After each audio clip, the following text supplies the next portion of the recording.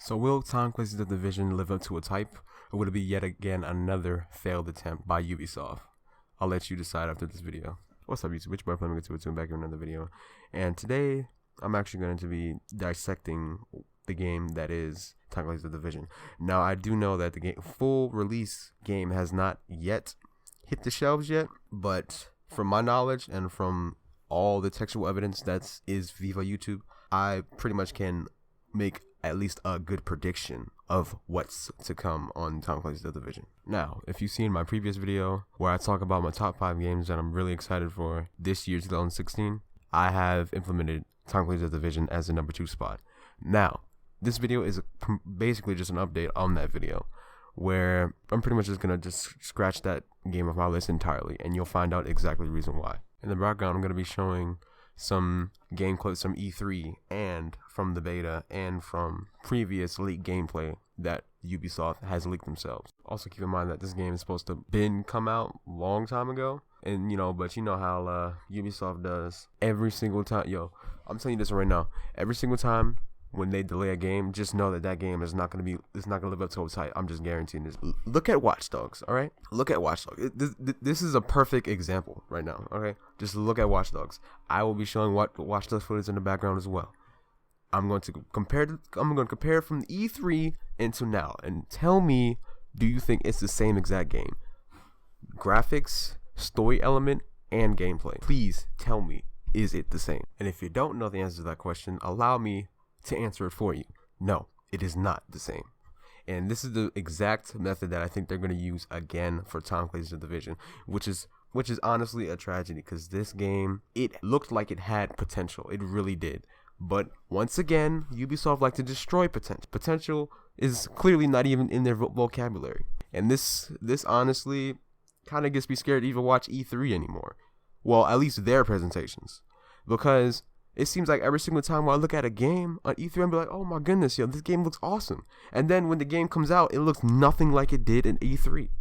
So it kind of messes with your mind and messes with your head on, at E3, am I really looking at the game that is going to be the final product, or is it just looking just like a talent show, basically? It's like a show and tell, most likely. They show off at E3, and then when the actual game comes out, it looks nothing like it. It looks like a whole different game. Like, for instance, Watch Dogs, for me, it was literally night and day compared to the E3 footage and the game footage. And if you don't know what I mean by day and night, allow me to demonstrate. All right, so let's say you're watching E3 2016, right? And let's just say, for the sake of it, I don't know, GTA 6, all right? They show GTA 6, and it looks completely awesome from top to bottom. Great storyline, awesome graphics, multiplayer is just phenomenal. And then when you actually go out and buy the game, it's Saints Row. like what? Wait a minute. This is not the GTA that I've seen. This looks like Saints Row to me.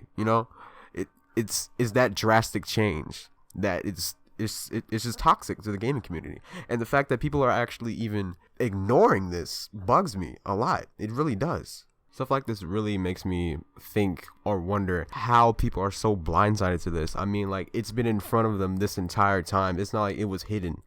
Like, you can go back to the 2012 E3, 2014 E3, and compare the two, and they're obviously not similar at all. Like, I mean, they're just not the same. They're not. However, I can see what Ubisoft were trying to do. They were trying to make a cross genre between RPG and a classic third-person shooter. Now, the problem with that is that there's no balance with, between the two, The third-person shooter aspect is somewhat recessive, while the RPG element is dominant, which is not a good look for Tom Clancy's The Division. It's really not.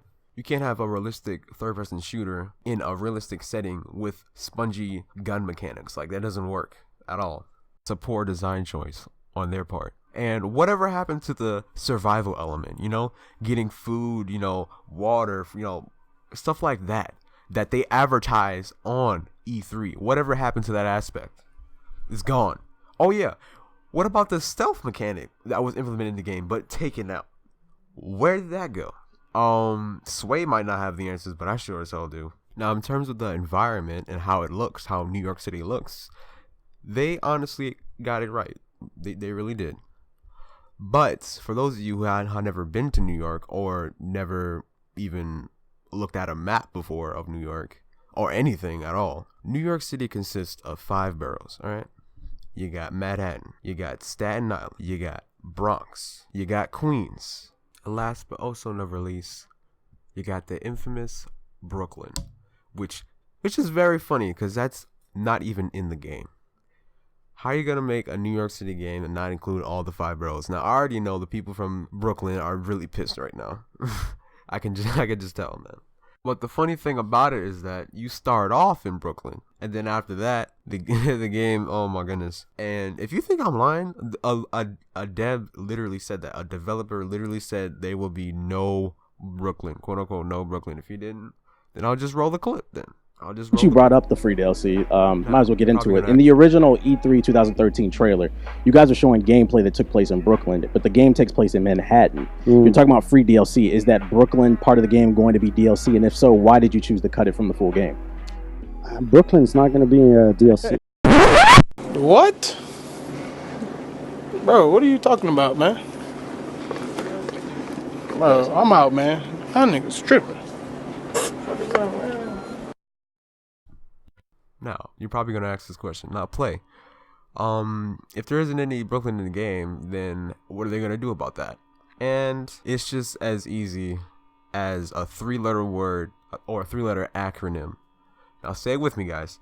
DLC. Say it again. DLC. Alright, I just guarantee it, bro. They're going to sell it separately, alright? And then if not, if they're not gonna do it on DLC, then wow, then they must be just really stupid. But to wrap things up, this looks like the most generic third-person shooter I've ever seen in my entire life. Now, this is just, keep in mind, this is just a prediction because it's a real game that hasn't came out yet. And for the people who played the beta and they said they hated the beta or whatever, or they say, oh, if there's one thing that I hate is when people say, oh, it's just the beta, don't worry about it. They're just gonna fix it. All right. But what if they don't? Think about it. If Tom Clancy's The Division was in development for 5 years, I repeat, 5 years, what makes you think that they are going to fix all of that in 29 days? Yeah, think about it. But anyway, that's pretty much it. This video is very, very lengthy. So if you liked it, hit the like button. If you hated it, hit the dislike button. Share the videos with your friends, uncles, aunts, cousins, whatever. Just anybody you can possibly find. Anybody with internet. If you like what you see, subscribe. Because there's definitely gonna be more of this. I guarantee it. And this is 212 and I'm out.